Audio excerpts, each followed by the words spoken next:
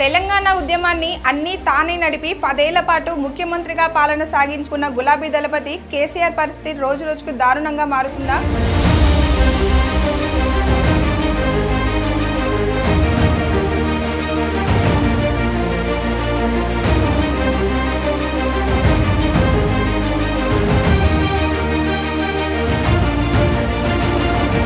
అధికారంలో ఉన్న 10 ఏళ్ల పాటు తనకు ప్రత్యర్థులు లేకుండా చేసుకొని తెలంగాణను ఒక రాజులా పాలించిన కేసీఆర్కు వరుస కష్టాలు ఎదురవుతున్నాయా?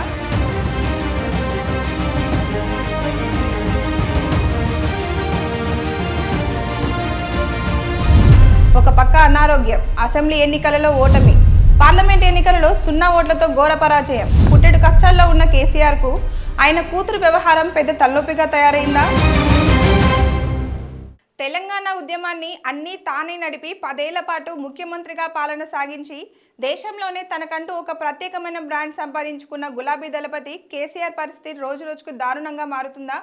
అధికారంలో ఉన్న 10 ఏళ్ల పాటు తనకు ప్రత్యర్థులు లేకుండా చేసుకొని తెలంగాణను ఒక రాజులా పాలించిన కేసీఆర్కు వరుస కష్టాలు ఎదురవుతున్నాయా? ఒక పక్క అనారోగ్యం, అసెంబ్లీ ఎన్నికలలో ఓటమి, పార్లమెంట్ ఎన్నికలలో 0 ఓట్లతో ఘోర పరాజయం, కంటోన్మెంట్, జూబ్లీహిల్స్ ఎన్నికల్లో ఓడిపోయి సిట్టింగ్ సీట్లు కోల్పోయి పుట్టెడు కష్టాల్లో ఉన్న కేసీఆర్కు ఆయన కూతురు వ్యవహారం పెద్ద తలనొప్పిగా తయారైందా అంటే అవును అన్న సమాధానమే వస్తుంది.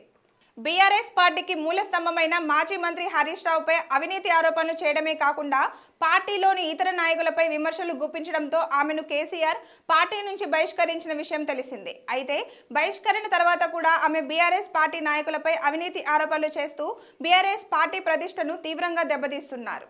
అయితే బీఆర్ఎస్ పార్టీ ఇమేజ్ ఇప్పటికే భారీగా డ్యామేజ్ చేసిన కవిత కేసీఆర్కి మరో షాక్ ఇవ్వబోతున్నారని వార్తలు వస్తున్నాయి. కవిత కాంగ్రెస్ లోకి చేరేందుకు ప్రయత్నిస్తున్నారని జోరుగా వార్తలు వస్తున్నాయి. వాస్తవానికి ఆమె బీఆర్ఎస్ పార్టీ నుంచి బహిష్కరణ తర్వాత కాంగ్రెస్ లో చేరతానని వార్తలు వచ్చినా ఆమె స్వయంగా ఖండించారు. కానీ ఇప్పుడు జరుగుతున్న రాజకీయ పరిణామాలు చూస్తుంటే ఆమె కాంగ్రెస్ కండువ కప్పుకోవడం ఖాయమని, ఈ విషయంపై హింట్ కూడా ఇచ్చారని ప్రచారం జరుగుతోంది. ఇటీవల డిప్యూటీ సీఎం బట్టి విక్రమార్క కుమారుడి వివాహానికి కవిత హాజరైనప్పటి నుంచి ఆమె కాంగ్రెస్ సిద్ధం తీసుకుంటున్నారని వార్తలు వస్తున్నాయి.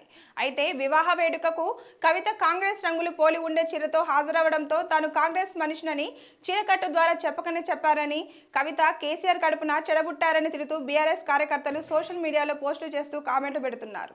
దీంతో పాటు కవిత రాజకీయ విమర్శలను చూస్తుంటే ఆమె రాష్ట్రంలో అధికారంలో ఉన్న కాంగ్రెస్ కంటే బీఆర్ఎస్ ను ఎక్కువగా టార్గెట్ చేస్తున్నారని రాజకీయ విశ్లేషకులు చెబుతున్నారు. ఇటీవల బీఆర్ఎస్ పార్టీలో కీలక నేతలు అయిన మాజీ మంత్రులు జగదీష్ రెడ్డి, నిరంజన్ రెడ్డిలను ఆమె లిలీపుట్ నాయకులు అంటూ విమర్శలు గుప్పించడం, కేసీఆర్ మానస పుత్రికగా భావించే కాళేశ్వరం ప్రాజెక్టులో అవినీతి జరిగిందని ఆమె ఆరోపించడం వంటి అంశాలను చూస్తుంటే కవిత కాంగ్రెస్ లో చేరడం దాదాపుగా ఖాయమనే వార్తలు వస్తున్నాయి. మరి నిజంగా కవిత కాంగ్రెస్ లో చేరతారా లేదా అనేది కాలమే సమాధానం చెప్పాలి.